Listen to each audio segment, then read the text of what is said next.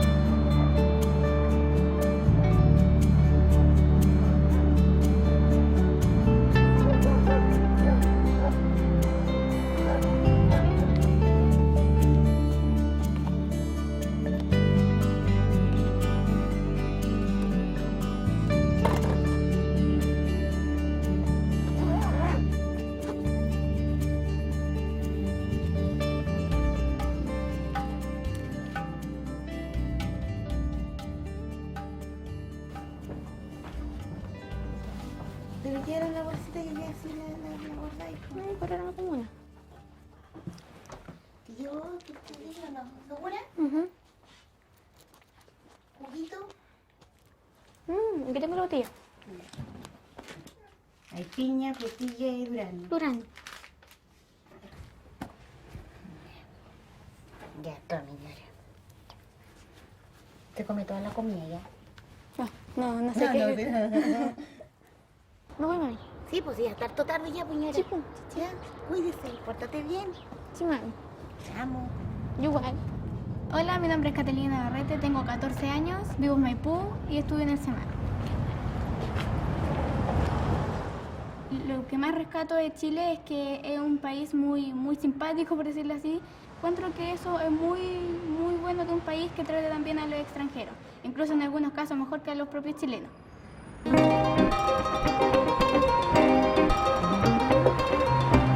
Chile es un país muy bonito en realidad, bastante largo, que tiene 15 regiones, es muy variado los climas y los paisajes que hay. Hay de todo, hay mar, hay sectores rurales, mucho verde, hay lugares civilizados, otros no. Chile en términos de desarrollo está bastante alto, a diferencia de otros países, porque está bien al nivel que está. No es un país desarrollado, pero va hacia allá. No me cambiaría a ningún otro país por eso. Yo creo que Chile económicamente está bien.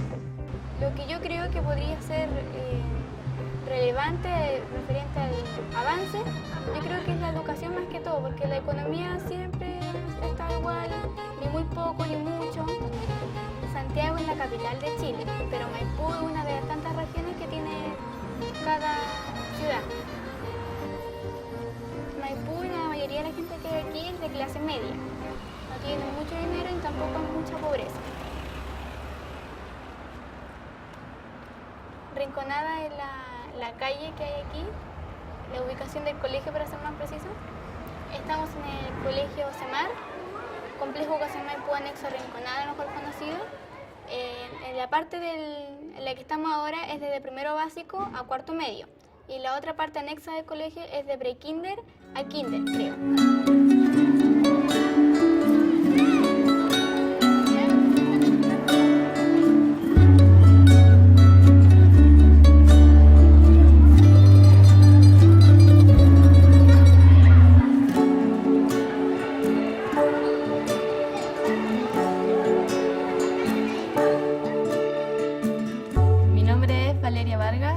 Tengo 14 años y estudio en este colegio desde que empezó.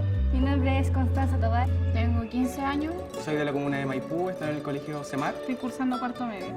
Yo soy Luis Astorga. 16 años, Mi nombre es Mayra Meriño. 15 años. Vivo en la comuna de Maipú Voy en segundo medio.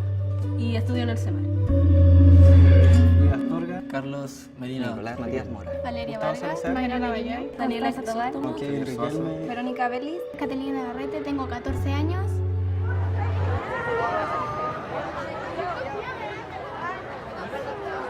Si nos referimos a los orígenes históricos de la situación de la educación en América Latina, y uno encuentra en todos los países documentos terroríficos en los cuales miembros de la élite, fundadores de universidades, parlamentarios, declaraban hasta menos de 100 años atrás que lo natural, el orden natural de las cosas era que los más pobres no tuvieran el mismo tipo de educación ni el mismo nivel de educación que los más ricos.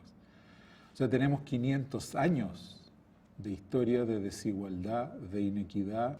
Se da en Chile, y esto se repite en varios otros países de América Latina, al final del 19 y comienzo del 20, una discusión importante, que es por primera vez la discusión sobre la universalidad de la educación. Esa discusión en Chile fue ardua, duró 20 años en el Parlamento, o sea, una ley de 20 años en el Parlamento, y básicamente había dos temas conexos. Por un lado, la universalidad de la educación, que en la práctica significaba si las mujeres y los pobres también deberían ir a la escuela, digamos, a lo que finalmente se dijo sí. Y otro tema a lo que no se dijo sí, y eso nos pena hasta ahora. Y es que si todos iban a ir a la misma escuela, o íbamos a seguir teniendo una escuela o liceo para la élite y una escuela primaria amplia para todos. Buenos días. Asiento. Todos mirando adelante y en silencio. Por acá. Nosotros hablamos en las clases anteriores de 2 clases de narradores. Teníamos 2 clases. ¿Y cuántos narradores? En total 4. Teníamos 2 clases. Por lo tanto, si nosotros queremos saber los tipos de narradores, vamos a tener que saber muy bien las características que le competen a cada uno de esos narradores. Bueno, en Chile existen 3 modalidades, que es la enseñanza particular, pagada, la particular subvencionada, vale decir, es particular donde un sostenedor, una persona, es el representante legal e invierte en un proyecto que es un colegio y el Estado ayuda a financiar ese proyecto con la subvención estatal. Y los colegios corresponden al sector municipal. Señoritas y caballeros, vamos a estar en silencio y vamos a escuchar. Shh. Señor, proteína al lado de proteína, la unidad básica. ¿Cuál era? Vuelva a repetírsela, por favor. Aminoácido. Más de la mitad de los alumnos hoy día en Chile está matriculado en colegios privados. Esto presenta una serie de desafíos que no tienen países que son más uniformemente países con un sistema público como por ejemplo Uruguay u otros en América Latina. Acá hay que compatibilizar, por lo tanto, los intereses de los colegios privados con el desarrollo general de una educación pública que el Estado ya no administra en su plenitud.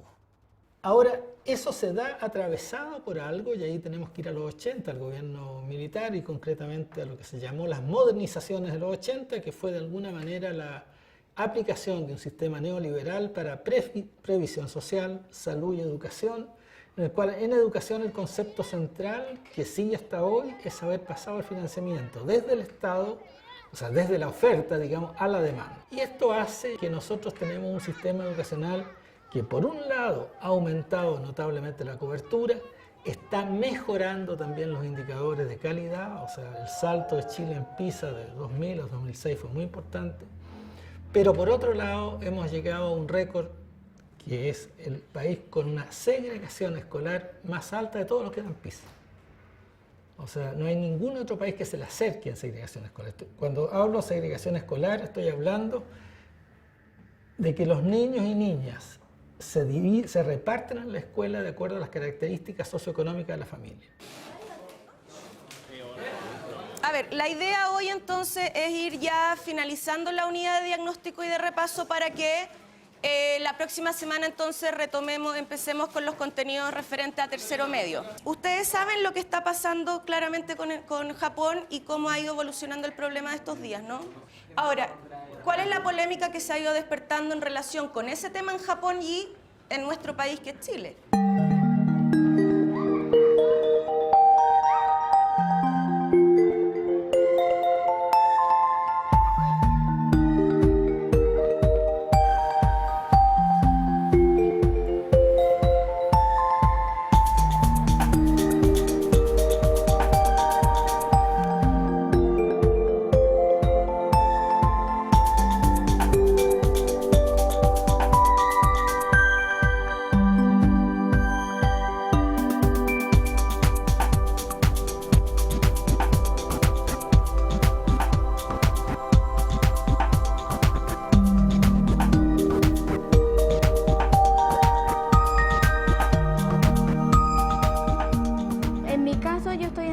Porque me gusta, los profesores son dedicados, muchos profesores se han mantenido acá, me queda cerca de la casa y particularmente mis papás no querían que en este colegio, querían ponerme en otro, pero yo quería estar en este colegio porque tiene historia, los profesores son demasiado dedicados con nosotros, se preocupan mucho de nosotros y siempre se preocupan dentro del establecimiento y fuera de él, entonces a mí me gusta y logré convencer a mis padres de que me dejaran en este colegio.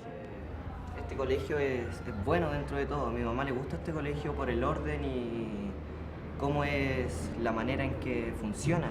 Porque mi mamá me postuló a otros colegios, pero lo que se dio cuenta que en los otros colegios los alumnos van con el pelo teñido, con aro, les permiten piercing, que a mi mamá no le gustó eso. Prefirió este colegio por el orden. Los colegios municipalizados son de menor... son como con menor desempeño. El gobierno, esa es la gran falla que tiene, que lamentablemente en este país uno aprende por la plata que tiene. O sea, si tienen la plata para pagar un buen colegio, un colegio privado, que son totalmente pagados por la familia, por los papás, tiene una buena educación. Si lamentablemente no tiene dinero, hay pocos colegios que en este país son de excelencia y que son gratis, y el resto lamentablemente está en colegios públicos que no salen bien evaluados. Claramente en la última década, la tendencia es que las familias prefieren la educación particular subvencionada y hay una aspiración a ingresar a este tipo de educación. Hay también una falta de huelgas. En los establecimientos particulares subvencionados nunca se interrumpen las clases. En los establecimientos municipales se interrumpen las clases. Después de cada huelga de docentes en Chile, huelgas que solo se hacen en el sector municipal, habitualmente ha habido 2 o 3 puntos de la matrícula al año siguiente que han migrado hacia el sector particular subvencionado. ¿Cuáles son los que migran? Las mejores familias desde el punto de vista educativo, es decir, las familias que más quieren una buena educación para sus hijos. Por lo tanto, esto tiene un efecto también hacia el sector municipal muy complicado, que es el éxodo de las familias que tienen mayor interés en la buena educación de sus hijos.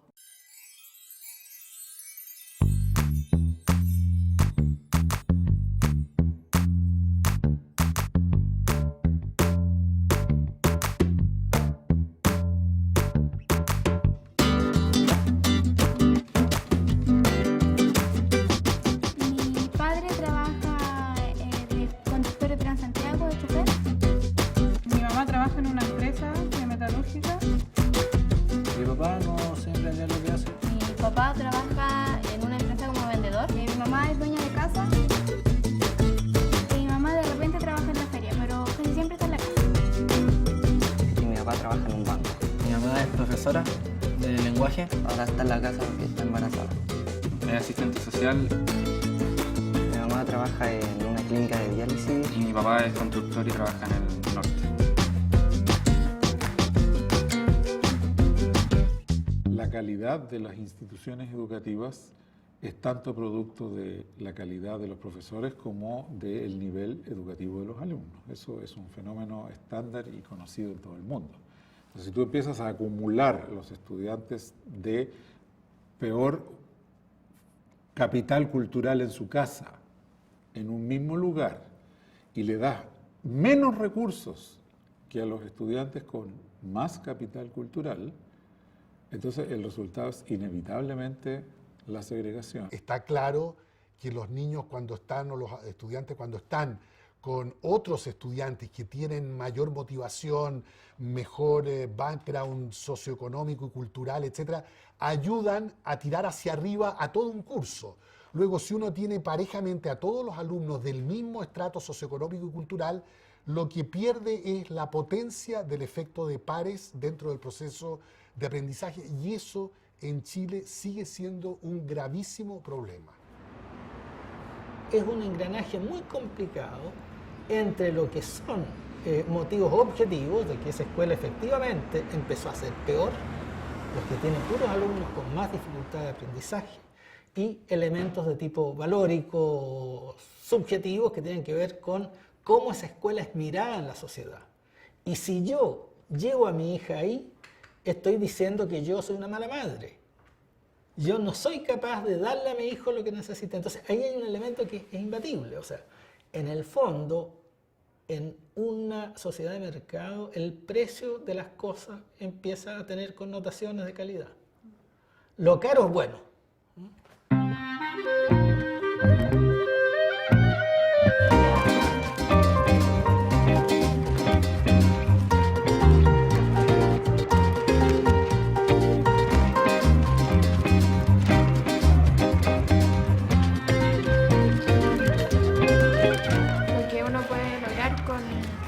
Años de estudio que uno se... ¿Qué va a hacer para vivir mejor?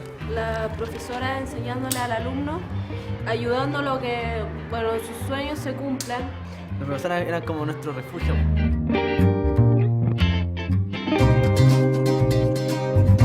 La cara feliz, la cara triste, aquí dice estamos en un país muy desigualdad.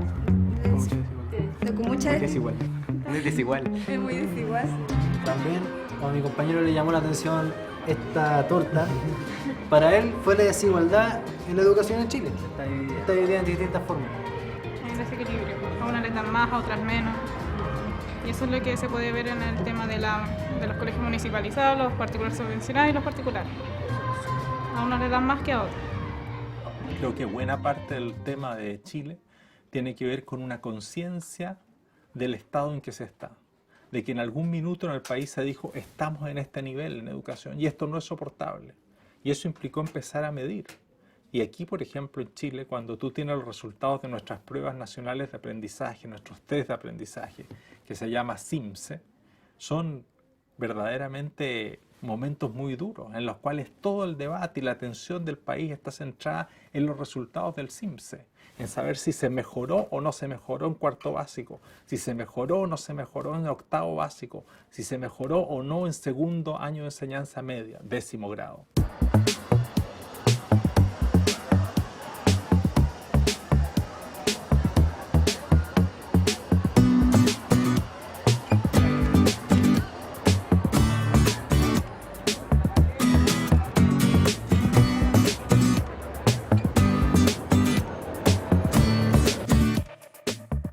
Chile tiene una larga tradición en esto, en el sentido de que ya tenemos series continuas prácticamente de evaluación desde el final de los 80, año 88 hasta hoy.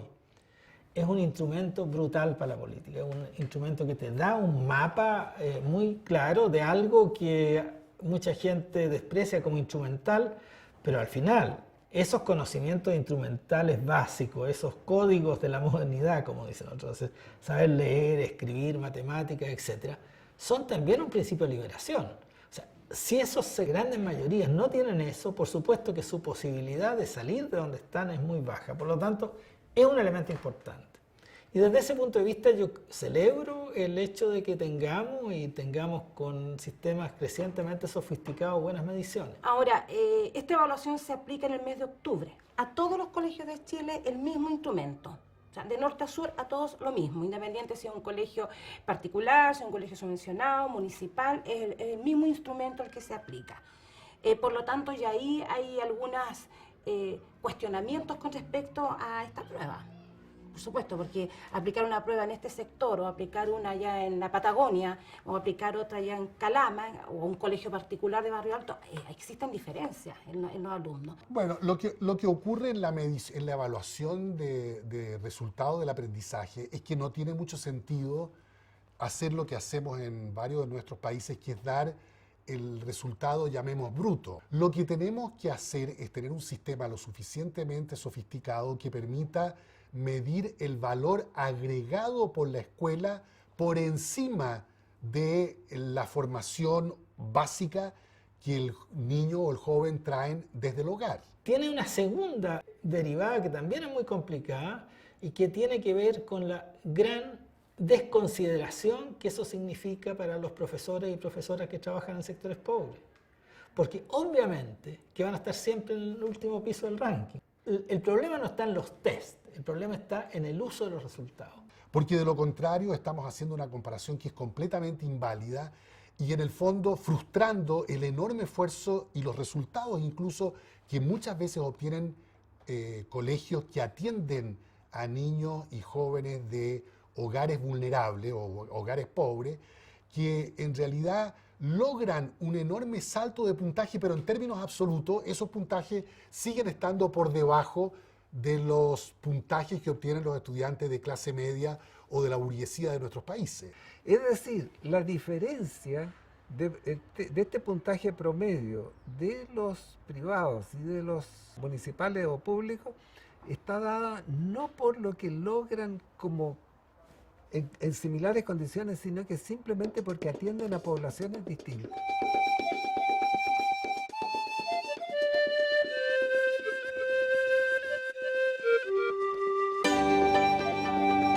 Me gustaría estudiar turismo bilingüe. Estudiar medicina, personal training. No lo tengo muy claro. Ser profesor de física. Biotecnología. Estudiar kinesiología. Yo quiero estudiar criminalística y ser policía de investigación. La prueba más como temerosa, por decirlo así, la de la PSU, porque con eso tú ves cuál va a ser tu futuro, cuál va a ser tu futura carrera a la que puedes optar o no. Yo en lo personal le tengo miedo a esa prueba, porque mi meta es tan alta que quizás a lo mejor no la voy a poder lograr, que bueno, las ganas están. Por eso yo tomé un preuniversitario para prepararme súper bien para la PSU y lograr lo que quiero, que es la medicina. En la PSU uno está viendo, uno ya tiene planeado lo que quiere estudiar. Y si uno no le alcanza el puntaje, esa carrera no la puede hacer y tiene que optar por otra. La última clase, a la cual faltaron varios de ustedes, hicimos entrega de un cuestionario que tenía 66 preguntas y que atendían todos aquellos contenidos de segundo medio y que son fundamentales que ustedes manejen de aquí a cuando salgan del colegio, porque no solo los van a servir para este tema de la PSU, sino que también para la vida, por cuanto les permite escribir y comprender mucho mejor los textos. Ahora, la PSU es un sistema de selección en que se te va toda la vida en ese solo día. Entonces, pues, a veces motivos, tienes un mal día y te va a arruinar el resto de la carrera.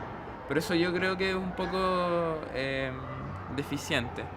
Podría haber un sistema que midiera más aptitudes por un periodo más largo de tiempo y ahí uno habría una selección que sería más eficiente.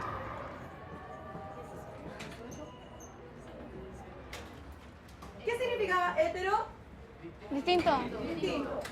Nosotros tenemos acá esta clase que es denominada narrador heterodigético. ¿Cuál es este narrador? Omnisciente. Omnisciente. ¿Narra en primera? No, en tercera. Tercera. ¿Con quién se le compara a este narrador? Con una cama. Con un dios.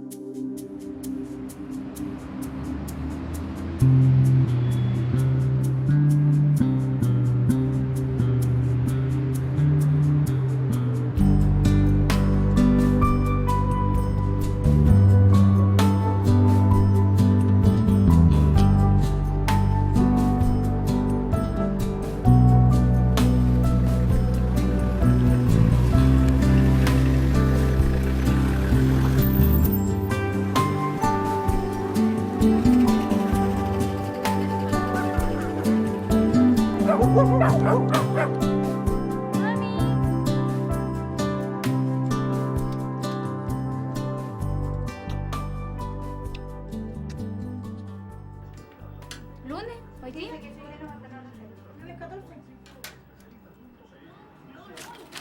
¿Tienes que hacerse por el trabajo nomás? Sí, porque... Pero sabes de lenguaje. ¿De qué cosa?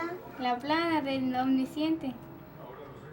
Acá yo creo que los apoderados responden en sus obligaciones, en sus deberes como apoderados, yo creo que al 70%. No es algo que esté muy arraigado en la cultura de los papás. Ellos los envían. Cuando voy a reunión, por ejemplo, voy a la primera y a la última. De verdad. Porque no me gustan las reuniones sociales. Y por el tiempo que llevo de la educación de la enseñanza media de mi hija y la de la Catalina, las mamás hoy en día están muy preocupadas de llevarse bien con su prójimo y no de lo que le esté pasando al niño.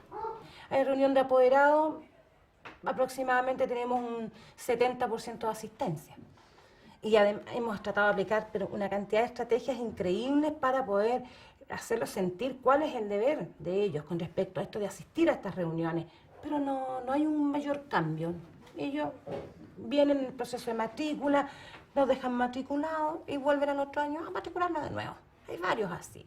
Y otros que participan y se comprometen bastante. ¿Narrador de qué dijiste? ¿De qué se trata el cuento? Narrador omnisciente. ¿Y de qué trata eso? ¿Cómo de qué significa eso? El narrador omnisciente lo sabe todo. Es como un dios. Sabe lo que piensan, lo que creen, lo que sueñan, todo. Es fácil, si no me complica. Yo pienso que para todas las familias la educación es sinónimo de una oportunidad. La educación es lo que les da esperanza de poder tener una mejor oportunidad de vida, que va a ser tu herramienta, que es la única cosa que los padres pueden entregarle a sus hijos. Para los padres hoy día la percepción es que la educación no está tan mala, porque está mejor que la educación que recibieron ellos. No, lo que pasa es que yo me escudo ahí en la hija mayor. En ese aspecto yo llegué hasta cierto punto porque se me olvidaron algunas cosas. Ya no me acuerdo de algunas materias. Aparte que este colegio, la educación que yo tuve, fue muy pobre a lo que la Catalina está ejerciendo ahora en este colegio. Es muy diferente, ¿me entiendes? Y por ende, y como las materias han cambiado y todas las cosas, me escudo en ella. La verdad es que... No tan negativa. No es negativa. Lo que pasa es que no sé si... Es que aquí viene todo por el nido. Porque a mí me entregaron valores, entonces siempre intento ayudar a todos. Intento apoyarla en todo lo que puedo y también obviamente inculcarle cosas que a mí, los errores que yo tuve como estudiante, quiero que ella no los cometa. Como es dejada, yo tengo que estar con ella. Cuando yo puedo, cuando tengo tiempo, siempre la puedo ayudar. Siempre me ayuda con preguntas comunes, me pregunta si tengo dudas.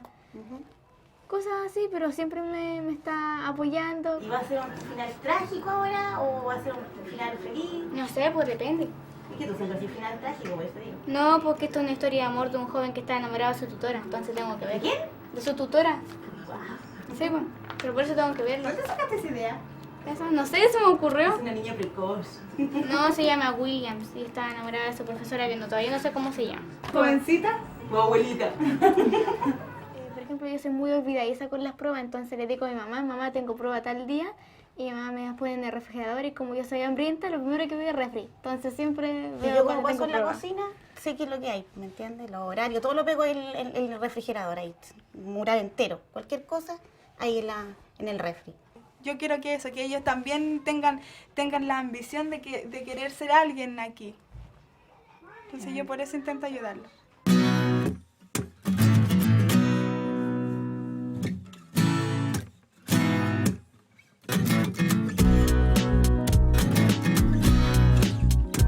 Yo escribí ayuda porque un profesor no solamente lo ayuda en la asignatura, sino que también le da una ayuda personal.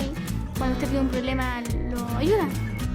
Lo que más tienen los profesores es la paciencia hacia los alumnos, ya que algunos son desordenados, otros no. Un profesor no puede ser un profesor completo si no tiene un alumno. Porque encuentro que un profesor siempre le entrega apoyo al alumno para enseñarle.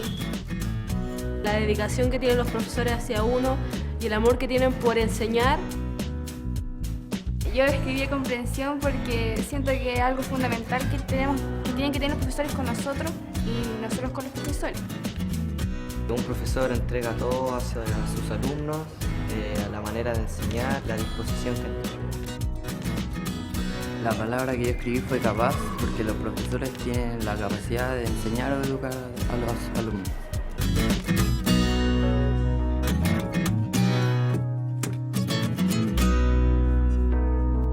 Quiero ser profesor porque me gusta enseñar a los demás, o ver que alguien no entiende algo, explicárselo. Y además porque los profesores que yo he tenido en toda mi vida en el colegio me han incentivado a hacerlo. La carrera, lamentablemente, en este país no es bien reconocida. Digámoslo, no es una de las mejores carreras, o si alguien te pregunta, oye, ¿qué estudiaste? No, profesor. Ah, sí, uno queda así porque lamentablemente no es bien mirada la carrera. Esa carrera es reconocida, ya yo la voy a estudiar. Yo creo que una persona estudia algo así porque le interesa, porque le gusta, porque siente vocación. Tiene que tener harta paciencia para aguantar 40 alumnos y a veces no es bien pagado. El profesor no creo que sea por van a pagar muy poco, es porque en verdad hay que tener una vocación, paciencia y habilidad para enseñar. Me gusta hacerlo, no porque a otro me diga que vaya a ganar poca plata no lo voy a hacer. Después uno ve cómo se consiguen los recursos, pero uno tiene que estudiar lo que quiere. Esto se podría decir que es una tendencia que se inició o sea, ya de por sí había animación, pero la animación así japonesa como ¿Qué es esto aquí? ¿Esto también te gusta? Sí, por eso no anime, tonta. Nosotras coleccionamos series de anime de distintos tipos. Terror, comedia, romance, misterio. Tenemos muchas de todos los géneros. Es como las teleseries de las mamás, pero estas son nuestras teleseries.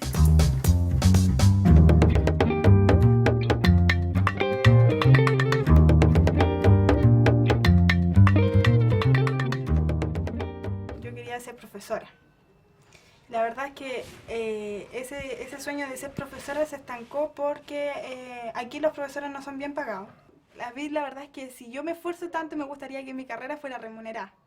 Elegí una carrera tecnológica, que también puedo, después de un año, puedo hacer mención en una ingeniería que es científica. Entonces, si uno hace esas carreras aquí en Chile, son muy bien pagadas, son muy bien vistas y siempre va a tener campo laboral.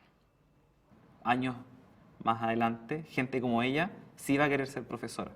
Y porque nosotros vamos a haber logrado tener las condiciones para que ella se sienta segura y pueda ejercer su pasión como realmente lo quiere. Hoy día lo entiendo. Sé que es muy difícil, sé que en la actualidad va a tener más posibilidades como una ingeniera, sin duda, y va a poder ayudar a su familia, que es lo que me imagino ella va a querer hacer. La verdad, yo desde siempre quise ser profesora. Desde muy pequeña me gustó el enseñar y en particular enseñar ciencia.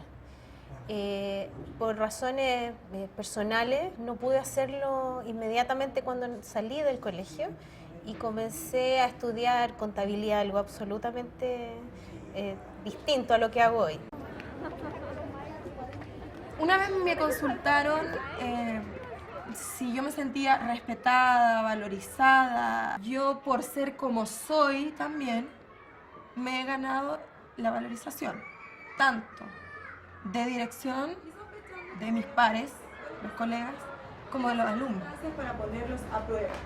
A pesar de todo, ellos saben que soy una docente con ganas de educar.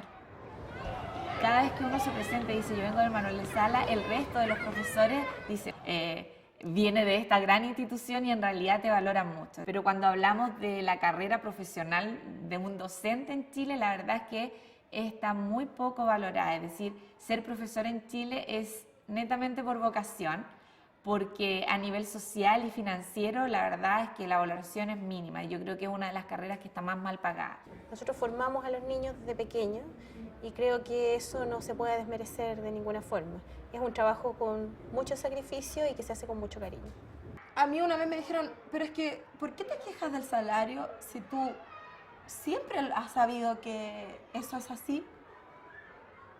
Bueno, yo respondí, sí, yo entré sabiendo que era así y lo voy a aceptar 5 años, pero no 6, ni 7, ni 8, ni 10. Yo después me voy a empoderar de mi rol y yo voy a exigir más.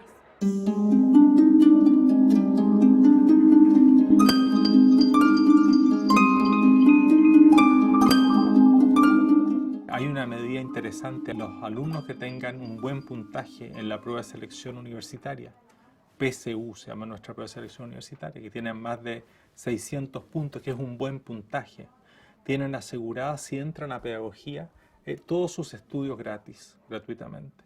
E incluso la posibilidad de que si tienen mejor puntaje que eso todavía, tengan una bonificación, una beca adicionalmente. ¿Qué efecto tuvo la medida? Yo diría que tuvo 2 efectos interesantes. Uno es que hubo un salto en el número de buenos alumnos, entre comillas, postulando a pedagogía muy alto, mucho más de lo esperado. Pero hubo otro elemento que yo creo que es, hay que ver si se va a mantener en el tiempo. Pero fue una mirada distinta de la sociedad hacia los futuros profesores y profesoras. O sea, tuvo un efecto positivo en términos de decir, oye, pucha, ser profesor no es tan indecoroso, digamos, no es tan tremendo, o sea, es una opción posible. Hoy día también aparecía en los comentaristas de las mañanas que planteaban... Eso es algo que a la larga puede ser más benéfico que el hecho de tener los buenos alumnos. O sea, yo en concreto, de las cosas que se han hecho, yo creo que esto fue exitoso. Unos dicen que la tierra en el fondo se está defendiendo, los otros ¿qué dicen? En cuanto a la formación de los profesores hoy, aquí en Chile, depende mucho de la universidad. He tenido experiencia con alumnos practicantes, por ejemplo, que han venido a hacer su práctica acá conmigo como profesor guía. Depende de dónde vienen, es cuán preparados vienen. No significa que no podamos tener en reactores nucleares, significa que tenemos que tener más seguridad en estos reactores. ¿Y Chile está en condiciones de proporcionar esa seguridad, Constanza? No, porque por ejemplo Japón dijo al crearla... Ahora en Chile ahí ha estado un cambio en los últimos años. ¿Por qué? Porque se hizo una prueba llamada la prueba Inicia. Y esa prueba Inicia lo que hizo fue medir cuáles eran las competencias y los saberes de alumnos que estaban a punto de ingresar a la profesión docente, que habían terminado ya sus estudios y estaban a punto, y las universidades iban a darle su título. Y eso se midió en la prueba Inicia. ¿Y qué es lo que salió? Que había una mitad de esos alumnos que no tenían los conocimientos que debieran tener para enseñarle a sus alumnos. Y por eso en Chile ahora hay un movimiento muy fuerte de lograr efectivamente una mayor regulación en las universidades, en la formación inicial.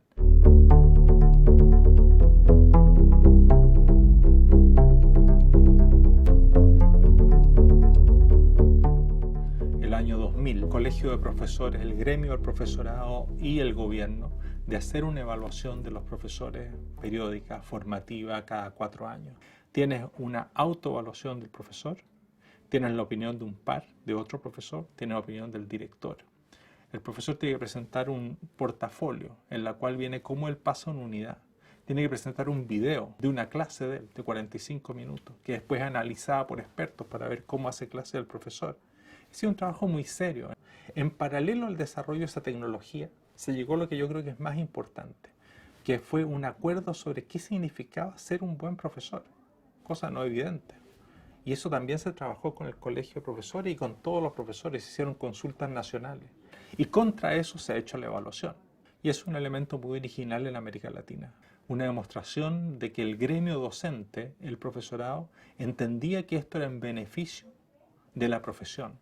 Quizás no en beneficio de cada uno de los profesores, porque uno debe ser bien evaluado, otro mal evaluado, pero desde el punto de vista del prestigio de la profesión, era muy importante introducir un sistema de evaluación profesional. El problema con los resultados de la evaluación de los profesores, que ha sido algo muy discutido en Chile, es que efectivamente Las medidas a adoptar cuando los profesores no tienen buenos resultados de desempeño no están muy claras. Efectivamente, lo que dice la ley y lo que apoya la política es que esos profesores tengan oportunidades de capacitación. Pero no hay, como existe en algunos países desarrollados, por ejemplo en Australia o en Gran Bretaña, una forma de tomar la evaluación, ver cuáles son las debilidades del profesor y eso traducirlo personalizadamente en un programa de capacitación para cada uno de los profesores. Se le dice al profesor, usted tiene tales debilidades, ahora usted salga al mercado de la capacitación de profesores y busque una respuesta adecuada. Estamos listos, hemos terminado. Hasta luego, señoritas y caballeros. Dejen ordenado la silla adentro, por favor. Chao, hijo. Chao. ¿Llevan todo? Ya. Ya. Nos queda un papel. Ya. Hasta luego, chicos.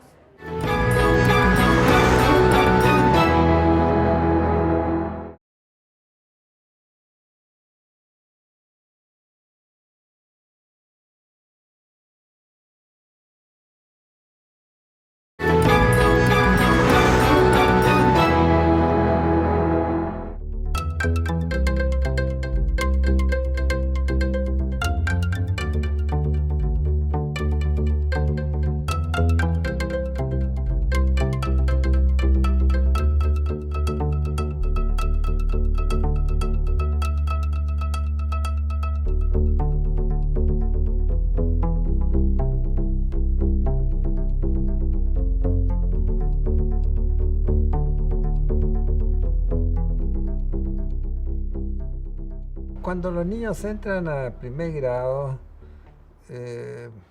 los niños de nivel socioeconómico medio, medio alto, entran con 3.000, 4.000 palabras. Los niños de nivel socioeconómico bajo entran con 500, 600 palabras. Entonces, los profesores en toda América Latina no están preparados para trabajar con niños que vienen con un nivel de desarrollo bajo. Solamente están preparados para trabajar con niños que tengan una base relativamente buena.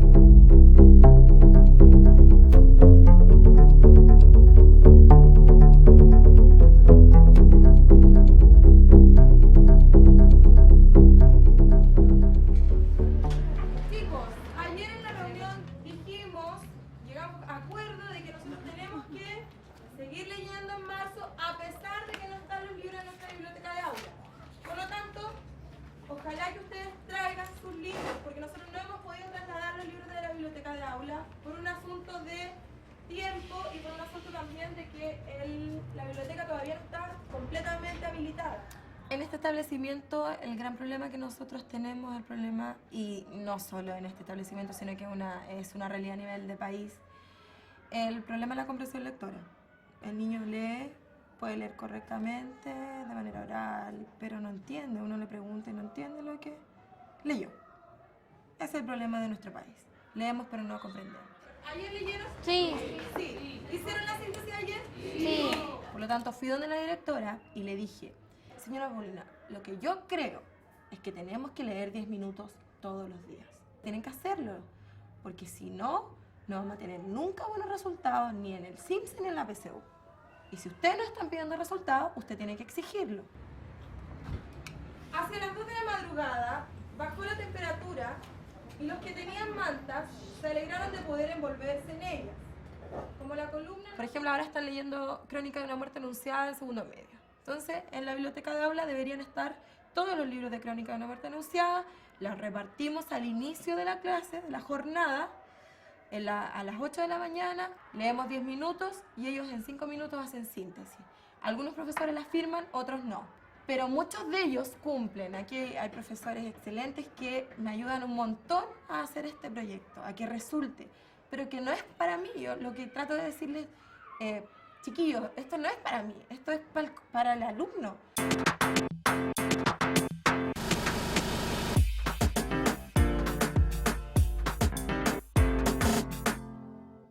Bueno, yo quise filmar, creo que lo más importante y relevante en la educación, yo creo que podría ser la orientación que nos dan los profesores. Por ejemplo, aquí nos dieron una guía que nos da una orientación acerca de la violencia intrafamiliar, que en sí no tiene que ver nada con la materia de matemáticas, pero nos están orientando a hacer cosas que deberíamos respetar, es un tema importante. Quise grabar más que todo las clases, mostrar que nos hacen mucha literatura, nos hacen leer harto. A pesar de que no leamos muy bien, nos hacen leer mucho para que podamos mejorar nuestra comprensión lectora. Eso quise resaltar en este video. Profe, preséntese. Mi nombre es Janet Arriagada, soy la profesora de matemáticas de enseñanza media. Muchas gracias. Tenemos una directriz que viene desde el Ministerio de Educación. Están estructurados, digamos, los contenidos que tenemos que pasar en cada subsector. Es cierto que uno tiene igualmente la posibilidad de flexibilizar en el orden, a lo mejor, o en qué darle más énfasis a un tema u otro. De todas formas, esa flexibilidad igual es limitada, debido a que siempre estamos siendo evaluados. Yo soy un animal extraño acá, porque la idea mía es que el alumno aprenda, no importa lo que se demore. Yo esfuerzo un poco los horarios. Acá nos obligan, por ejemplo, a tener una nota al mes. Evalúo su resultado, o sea, trato de evaluar lo que ellos dan, no lo que no dan. Y es lo que pasa con las otras pruebas de medición, que o sea, tienes 40 preguntas y uno empieza a ver cuáles no contestó para poner la nota. Era mi pasado, presente, mi futuro, sin ella no puedo vivir más, lo juro, así me siento. El tema de cuánto el sistema necesita evaluar los aprendizajes de los alumnos y cuánto el currículum y la práctica de los profesores terminan concentrándose solo en aquello que es evaluado, es realmente un tema de enorme discusión en Chile y lo ha sido en todos los países donde existe una gran presión por evaluar a los alumnos en función de ciertos estándares. En algunos alimentos, lo que vamos a ver ahora va a ser lo siguiente. Vamos a tratar de ver qué tipo de grasas conocemos, o sea, ácidos grasos. Los ácidos grasos se van a dividir en dos y vamos a ver cómo se van a dividir esos ácidos grasos. ¿Qué es lo que sucede con esos ácidos grasos? A ver, en cuanto a lo que es las evaluaciones externas a los niños, se da mucho énfasis a los contenidos, pero lo que es desarrollo de capacidades o habilidades que a ellos les pueden servir para la vida, no se considera, que es lo que yo siempre les digo, aunque ustedes sean abogados en el futuro, se van a acordar de la profesora de biología que les enseñó a que la biología servía para la vida y que la ciencia servía para ser más riguroso.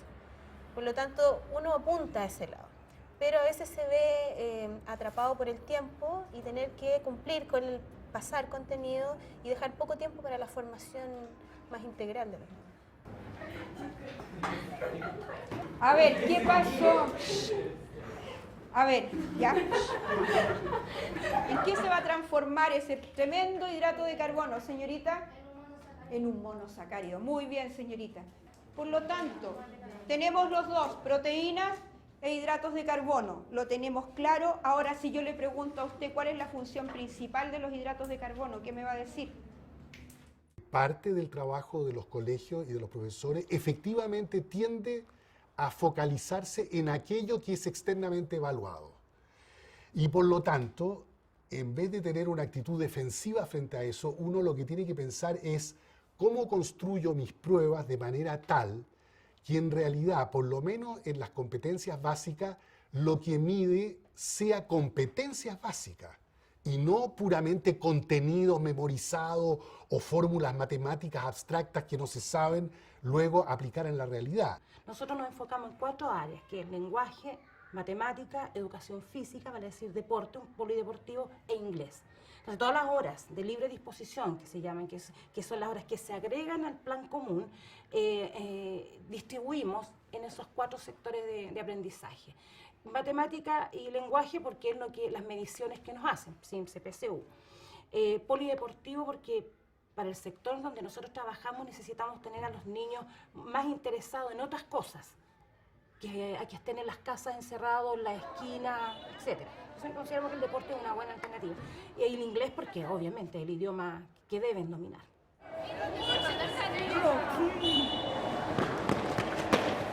Eso no debiera nunca dejar fuera algunas otras cosas básicas de la formación de un niño, que tiene que ver desde el deporte hasta el desarrollo emocional, desde la literatura hasta la comprensión de los fenómenos religiosos. A mí me parece que una formación completa en un colegio debiera realmente también darle cabida a estos otros elementos, pero no soy enemigo de que exista con todo una focalización fuerte en las competencias más esenciales que la persona va a requerir a lo largo de su vida.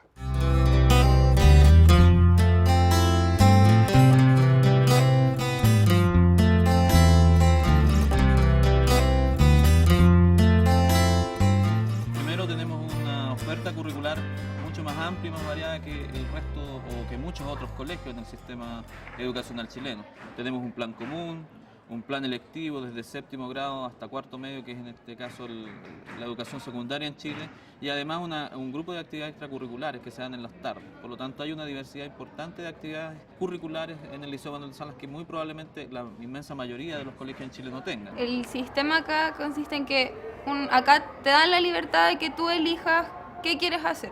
La gente, esto es muy bueno para la gente que está indecisa como yo, que yo no sé qué quiero estudiar. Entonces, por ejemplo, yo puedo elegir cosas totalmente humanistas, con cosas científicas, y ahí en el transcurso de los 2 años, de tercero y cuarto, yo puedo ir viendo para qué lado me tiro y con qué me voy a quedar. Y a mí me parece una súper buena opción, porque no tienes que elegir cuando quizás todavía uno no tiene la madurez, no tiene la claridad de saber qué va a estudiar. Acá tú puedes quedarte con la duda durante 2 años y después ahí decidirte. Yo encuentro que es súper buen sistema. También se centra mucho en formar una persona más completa, como explotar muchas aptitudes de nosotros, no solamente en lo académico, sino también en áreas más artísticas. Un alumno integral, con facultades para distintas cosas.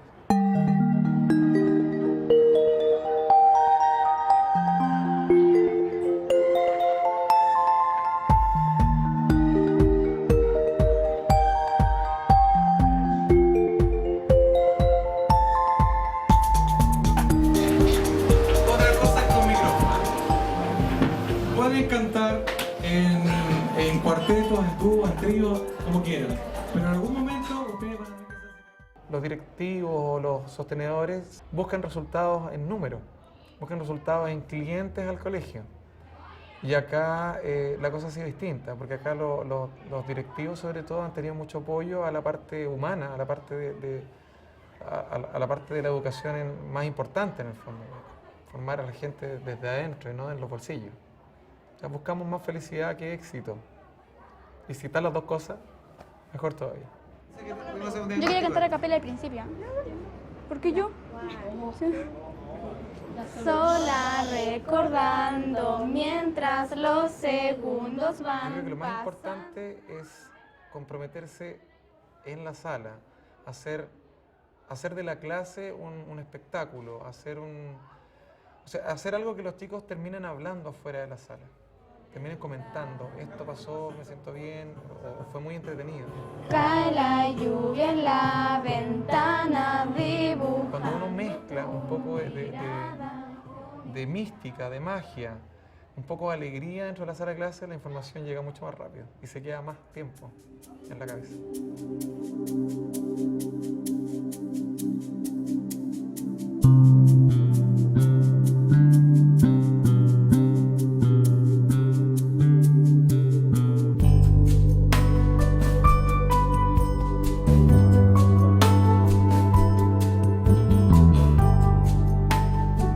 Yo creo que Chile ha logrado un cierto liderazgo en educación en América Latina. Yo creo que en parte lo ha hecho por tener una actitud poco complaciente respecto a la situación en educación. Creo que en parte lo ha hecho también por ponerse metas altas en educación y buscar cumplirla con mucho acuerdo político.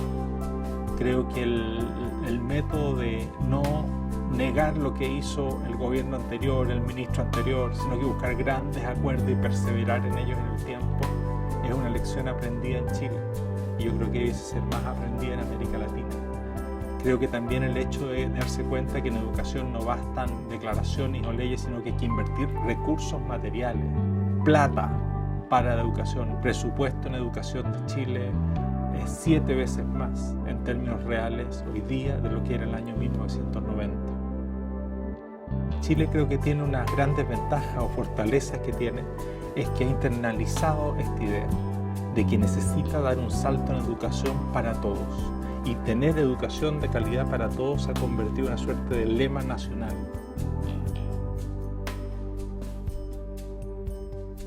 Todos los niños que están en sus salas deben ser capaces de aprender. Y el experto en educación son ellos.